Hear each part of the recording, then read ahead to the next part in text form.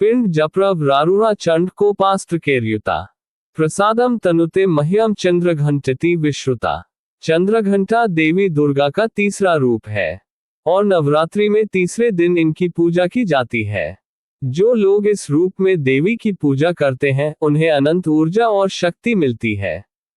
वे नाभि में स्थित मणिपुर चक्र की देवी हैं, जिस पर सूर्य का शासन है। हालांकि पार्वती भगवान शिव को अपना पति बनाने के लिए दृढ़ थी, लेकिन शिव ने उनसे कहा कि वे अब किसी से विवाह नहीं करेंगे और ब्रह्मचारी रहेंगे। ये कड़वा सच सुनकर उन्हें शिव से विवाह करने के लिए नरक की तरह कष्ट सहना पड़ा। उनके कष्टों को देखने के बाद भगवान शिव ने उनकी मांग मान ली और उनसे विवाह करने के लिए सहमत हो गए। शिव अन्य देवताओं, तपस्वियों, भूतों, ऋषियों और विशेष अध्यात्मवादियों के रूप में पार्वती के पिता और हिमालय के शासक राजा हिमवत के महल में पहुंचे।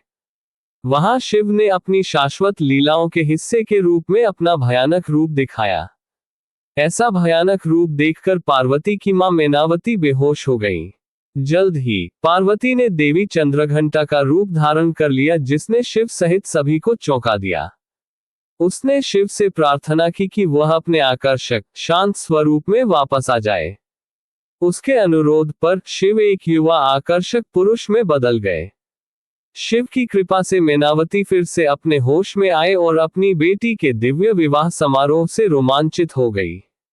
देवी चंद्रघंटा वह है जो दुनिया में न्याय और अनुशासन स्थापित करती है। उनके शरीर का रंग सुनहरा है। वो सिंह पर सवार है जो धर्म का प्रतिनिधित्व करता है। उनके 10 हाथ और 3 आंखें हैं। उनकी 8 भुजाएं हथियारों को प्रदर्शित करती हैं, जबकि अंतिम 2 क्रमशः वरदान देने और नुकसान को रोकने की मुद्रा में है। देवी मां की मुद्रा ऐसी है मानो संघर्ष के लिए तैयार हो। चंद्रघंटा की उच्च कोटि की प्रसन्नता और विशेषज्ञता चांदनी रात में बहती हवा की तरह शांति और स्थिरता प्रदान करती है। उनके गुणों से दुख दूर होते हैं और अंदर का योद्धा जागृत होता है। नवरात्रि के तीसरे दिन साधक के विचार मणिपुर चक्र में प्रवेश करते हैं। उसमें दूरदर्शिता और नेतृत्व की शक्ति विकसित होती है।